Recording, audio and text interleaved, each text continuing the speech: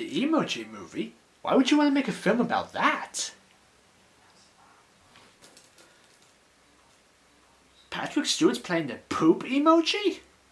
Well, unless he's playing the main villain, there's no way I'm watching this crap.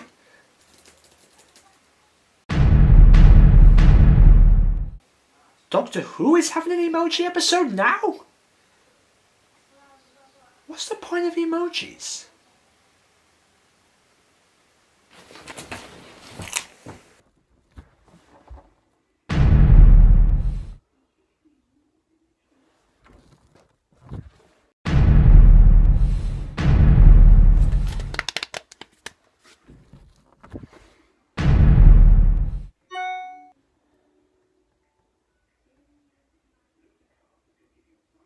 Did you hear the rumors of an emoji episode? Question mark.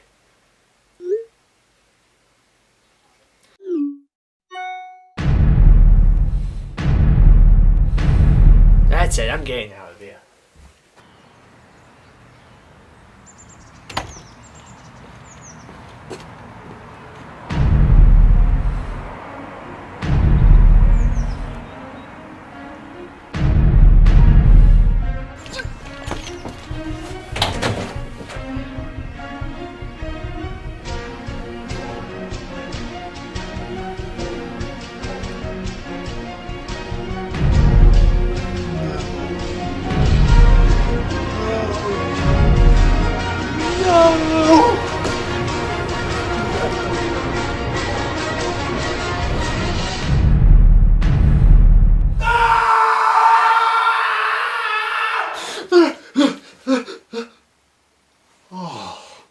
It was only a night meme. Nightmare. Anyway, let's see how things are looking up.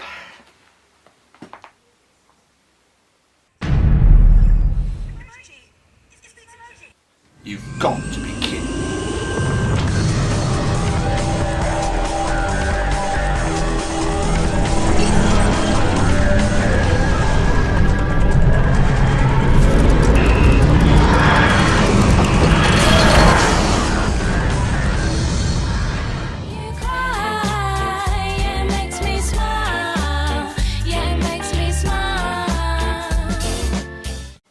Hi guys, Matt the Who Editor here, and welcome back to another edition of my Doctor Who reviews. Now, before I kick off the review for Smile, I would like to point out there was one thing I forgot to talk about in my previous review, and that was the Coming Soon trailer, which is a bit odd because I actually wrote notes about what I thought of the trailer, and for some reason I forgot to talk about it in my last review. So here's a little quick recap of what I thought about the Coming Soon trailer. It looks really good. We've got a couple of good shots we need to see, like space stations, the Ice Warriors, the Cybermen, space zombies. They've got space zombies! A boy being killed by bugs. Okay, pretty basic. The Doctor's regenerated? Oh my god! Of course, we've got a shot of Missy. This time she's not doing this. And of course, the man himself, John Sim, as the Master, which obviously was meant to be a surprise, but then the internet got all cocky and started leaking it, and then which forced the BBC to officially announce it before we could have easily been, oh my god, it's him, he's coming back, but unfortunately, well, as much as I really enjoyed seeing his face, I literally burst out laughing. I will have to admit that it wasn't really as exciting as it was because, well, I knew it was coming, but yeah, those were my thoughts. And now on to the next edition, Smile. What is it with emojis becoming a big thing in film and media these days? I mean, strange and yet enjoyable symbols used to represent people's feelings through social media is now entering the world of film and media production. I mean, turning the Disney films into emoji videos, that was a cute idea. You know, for kids. And it was done in a clever way. But with an upcoming emoji movie by Sony Animation Studios, and now we've got emojis as our main threat in our next episode, Smile, which was originally titled The Emoji Planet, and thank God it's not called that. That would be stupid. This episode was written by Frank Cottrell Boyce, which you might recall as the one who wrote In the Forest of the Night. The worst episode of season 8. Heck, the worst episode of the entire universe. So as you would expect, I guess like everyone else, I didn't have high hopes for this episode. And upon release, people have actually been saying that it was actually better and enjoyable than expected. And there were some who were like, yeah, that's just happened. So, what did I think of the episode?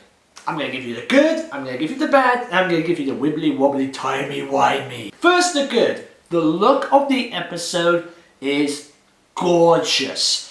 The look of the episode is very refreshing to what? To have something different as the next destination. When you look at the previous series, they were all dark and edgy. But with this one, it's bright, it's wide, and it's colourful. The setting is beautifully structured. Aside from the fact that it's been filmed in Spain, which I thought was actually the Millennium Stadium, after watching this episode, I kind of want to go there for my holiday. The open paths, the giant landscapes, the windows, the doors, and even the greenhouse it's absolutely beautiful. And to top it all off, the cinematography is outstanding. I love the establishing shots of the location, the wide fields to the emoji bots lined up at the window. I can tell, as ridiculous as the premise sounds, the production team have worked really hard with what they got to make this episode actually look good. Give them a round of applause, because seriously, they deserve it. They deserve it. The first half of the episode, so much better than what we end up with. It just involves the Doctor and Bill just basically exploring the planet. And in my opinion, in the first half with Bill and the Doctor is by far the best thing about the episode. I just love the chemistry in the episode. Therefore, continuing from where we left off in the previous episode, and therefore continuing exactly what I liked about the previous episode, and expanded it a little bit more. Yeah, and the chemistry with the Doctor and Bill is totally believable. It's still a tutor teaching a student, and I literally like that. You could have watched the entire episode with just those two together, and it still would have been good to watch. Pearl Mackie Bell, bless you. Everything you say, I love hearing you say. We've got a nice couple of jokes in the TARDIS with the idea of why couldn't you just bring the seat forward to the console? Do you have to stretch it around? How much did it cost? She takes a selfie on the planet, which I have to admit I would have done that as well. Photographing a map to find a way, I would have done that as well. Yes, we get another Lou joke.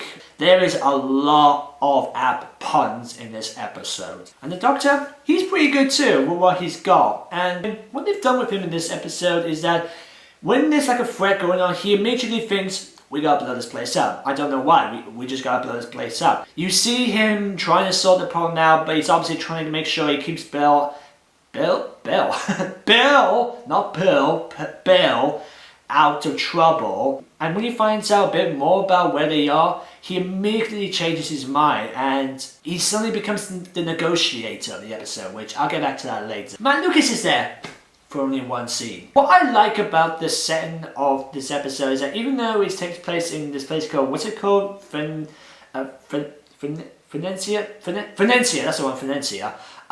It is so grand to watch. It's like looking at a Star Wars film, not the prequels, the new one. The blue jelly cube smells of fish. What's that about? The giant stores, the ponds, the green. It just looks good. Why are you talking about this? What about the emoji robots? What do you think of them? Okay, well, first off, I'd like to point out that the idea of emojis lasting for centuries is just ridiculous. There's no way emojis are gonna last long. Now, obviously, I came in expecting to hate the emoji robots because the idea of using this modern product which we all are familiar with and then use it as a threat is completely ridiculous. I should know. I tried doing that right in an episode and it is so ridiculous. It doesn't make sense. And to be honest, watching the episode, actually, they're not as bad as I thought. I have to admit, it is pretty funny seeing the emoji faces popping up. from the smiley face to the red grouching to the weeping faces, and I think my favourite ones are the light bulb and the cash emoji. Cha-ching! Because if there's one thing I wasn't expecting when the faces would switch faces, that I didn't expect to be laughing. Because I mean, when I first saw them change from happy to grouch, I just literally just chuckled for some reason. I don't know why. I wasn't expecting to chuckle. So what's the point of the emoji robots? Okay, so they basically give out these little life patches, these mood indicators, which has a face of the person's feelings, I guess, which actually might make sense because when I first watching it, I was thinking to myself, oh, actually, having a person actually seeing the person's mood, which actually changes the other person's mood, is actually an interesting idea. They've built this utopia for the human race, and they send data back on the customer's mood. I can understand their purpose, but why do they have to be emojis? The usage of emojis is so beyond ridiculous, but once you find exactly why they use emoji bots and what their purpose is, it's actually kind of creepy. Imagine how you would feel if you were placed in a location with bots attending to your satisfaction to be happy, and if you were to make even one slight bit of dissatisfaction, and you have to try so hard not to get yourself killed, besides the fact of having to live with the horrible truth around you, which is really upsetting. It's really not easy. Kind of treat yourself horror-ish, isn't it? As ridiculous as they are, there were some moments in which I actually found kind of scary. Well, not scary as in ah! No. Scary as in okay. That's just creepy. You just stay back, okay? You stay there, okay? Just you stay there, alright? Yeah. I mean, not the face changing. The face change is ridiculous, but it's these slight movements that they do, you know, like they grab a victim's arm and then they cuddle them to death. That sounded so wrong. I do like the idea of holding their victims down and then having their microbots, which are these fly things going around in the air, and then have them devour them until there's nothing but bones. Now, that is menacing. In pictures, it doesn't look too threatening, but on video, it looks terrifying. Hold on a minute, does this sound kind of familiar to you? I mean, bright paradise world where the human race is to be happy with a race of robots made as slaves to make sure everyone is satisfied, even if it means forcing them to death. It's the girl who waited. Yeah, the emoji bots are hands down the hand bots from the girl who waited. Even the design is similar to them. I mean, think about it. If you take the hand bots, you put a yellow face on them, shorten their legs, and there you go, the emoji bots. Now for the bad. While I will admit that their intention in the end is an interesting look, I don't actually feel scared at the start. I mean, let me explain. When I first saw the Next Time trailer and I saw the skulls falling out, I was intrigued and I really wanted to know what this premise was all about. And when you go to the greenhouse scene and we see the water coming down, we noticed it was coming down, I immediately knew that it was not water. I immediately knew that it was fertilizer or crushed up bones. I immediately knew it was that, and it didn't surprise me at all. Here's what I think is the downfall of this episode. Why does this episode have to have supporting cast? In my opinion, I think this episode would have worked a whole lot better if it was just the Doctor and Bill. Here's an example. Ralph Little. For those of you who might know Ralph Little, you might remember him from the royal family, but if you're a Doctor Who fan, you might recognise him as the voice of Guy Fawkes in the Doctor Who adventure games, The Gunpowder Plot. And he completely sucks in this episode. What we got with him, really flat. In fact, he's the only one who is talking all the time. In fact, none of the other people who are behind him with all the guns or all that, none of them say a word. They don't even give him a personality or anything like that. They just They're just there, but just because they're the human race and we just need some people to kill. That is not how you do characters. And when we first see him, when he like wakes up or appears out of a pod with no door opened, the Doctor lectures them about the Fardi, who are actually the names of the emoji robots. And then he straightforward declares war. Okay, Mina Amwa, how do you say her name? Mina Amwa? Geeta Chandra from the S10 Adventures. She's in this episode for 1 minute. I literally thought she was going to be a main supporting character in this episode. I thought she was going to be, one of the people who follows them around. But she's only there in the pre-title sequence. And I can understand why she had to be there because, well, we had to see the the threat, what we are facing as our threat, and in some ways it works well. But in my opinion, I think it's best just to watch it as Geeta and the Sarah Jane Adventures.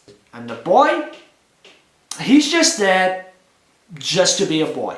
What was the point of the holographic imagery of the boy in the necklace? I mean, I know we do find out that why it was there, but first time watching it, I think it could have been better if we never saw any of the supporting cast. And this boy, okay, Bill finds this boy. The next minute, they end up in this giant hallway of sleeping pots. How did they get there? The boy lead them there? How did he know where to go? The next minute, the boy just disappeared. Where did he go? And then he just walks out. Why? Look, kid, I know you're looking for your family. They're probably out there somewhere, but it would have been better just to stick with a responsible adult until you find them. The old lady in the photograph? Not in this episode. Look, say what you will about In the Forest of the Night. God knows I have. But I think they did a much better job with the supporting characters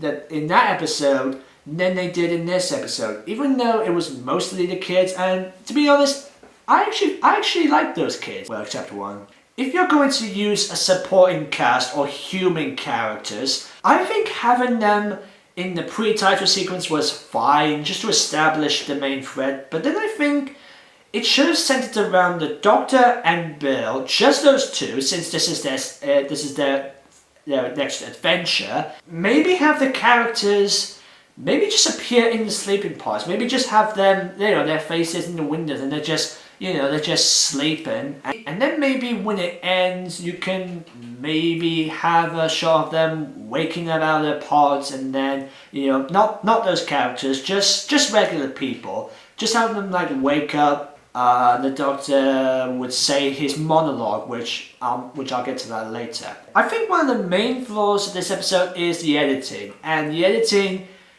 is pretty lazy. Remember the emoji bot suddenly appearing on top of the staircase? Well, in the previous shot, he was not there. Repeated shots of the door opening and the emoji bot sitting at the center of the camera. Remember that? And the one bit which I definitely didn't like, it's when the Doctor is quoting a monologue of the magic haddock, which I think is meant to be a reference to the fisherman and his wife, because, well, that involves a magical wishing fish. When it started, it only had the establishing shots of the location, and I thought that was good. That's good, because it's just wide shots, it's just the Doctor talking, and then all of a sudden it cuts to Ralph Little waking up.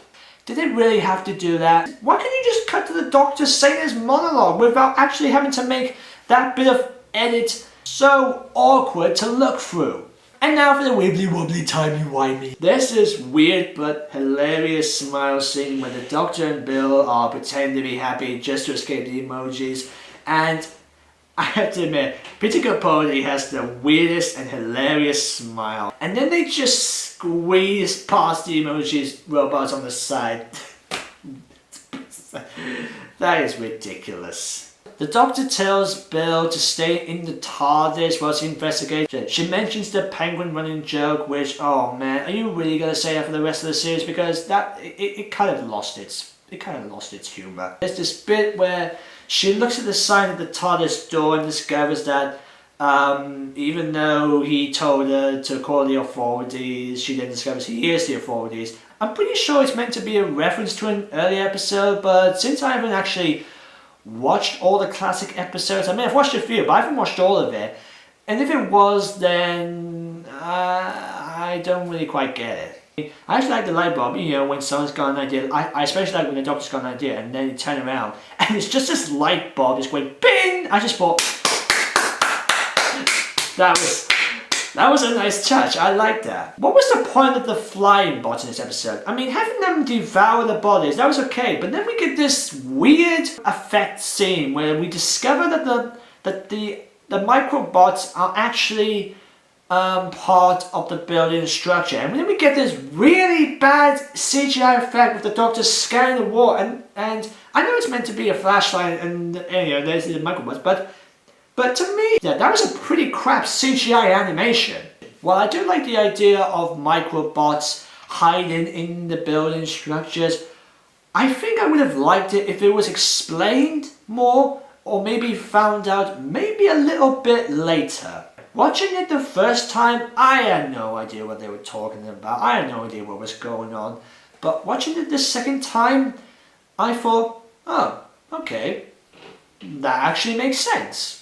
I kind of see what they were going for in the climax, but in my opinion, the ending was kind of a bit rushed in my opinion, and the morals pretty muddled up. And of course, the one thing everyone told me about, the ending of the episode. Okay, that's clever. And now the conclusion. I have no idea what to think of this episode. I mean, there are some good things I liked about it, but it's completely overshadowed by so many stuff which I didn't really find interesting about this episode. I think the best way to describe this episode is it's the world of The Girl Who Waited meets the plot of The Beast Below meets the third act of The Doctor's Daughter. I don't think it's the worst episode, but it's definitely the black sheep of Series 10 so far. I think it's slightly better than The Forest in the Night. It was a decent premise, worth a look, worth a check out, but I wouldn't get your hopes up. Well, I do like the setting, I do like the cinematography, I do like the relationship with Bill and the Doctor. I cannot admit that this story is really uninteresting to talk about. So therefore, I'm going to give this episode 5 out of 10. Be sure to leave a comment, like and share this video, and if you have seen the episode, what did you think about it? If you'd like to see more of my videos, don't forget to subscribe. Thank you guys for watching, and I'll see you next time. Let's ride.